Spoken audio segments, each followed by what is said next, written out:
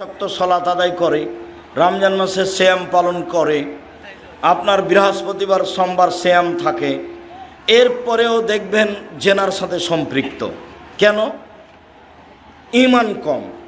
সালাত আদায় করে ঠিকই, কিন্তু আর ঈমান কোনো কাজ করে না, যার কারণে এইটা হয়ে থাকে।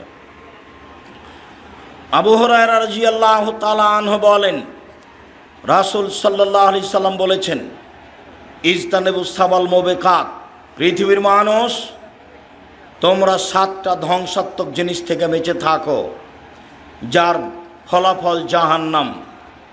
1, আশিরকু বিল্লাহ, আল্লাহর সাথে শিরক করা। দেখেন সিরিয়ালে 1 নম্বরে আছে। 2, অসেহর, জাদু করা। জাদু কিন্তু শিরক, জাদু করাও শিরক, জাদু দেখাও শিরক, ওটা হলো ভেলকি। 3, কাতলুন নাফস, মানুষকে হত্যা করা। 4, আকলুর রিবা, সুদ খাওয়া। একজন এসে বলছে এলাকায় খুব সুদের প্রভাব আছে। থাকতে পারে, থাকেই তো সুদের প্রভাব।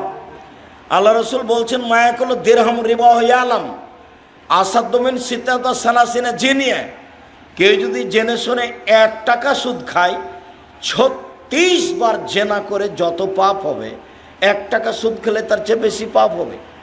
ভিক্ষা করে খাওয়া ভালো, ভিক্ষা করে খেলে দুনিয়াবি সম্মান হবে না, কিন্তু ওই ভিক্ষা করাতে পরকাল হারাবে না। আল্লাহ রাসূল বলছেন, আর রিবা সাবুনা জুজান, সুদের পাপের 70টি ভাগ রয়েছে। ছোট ভাগ হলো মার সাথে জেনা করলে যেমন পাপ হয়, তাহলে মার সাথে জেনা করা কি স্বাভাবিক পাপ? এটা হলো সুদের ছোট পাপ। ওঠার সময়তে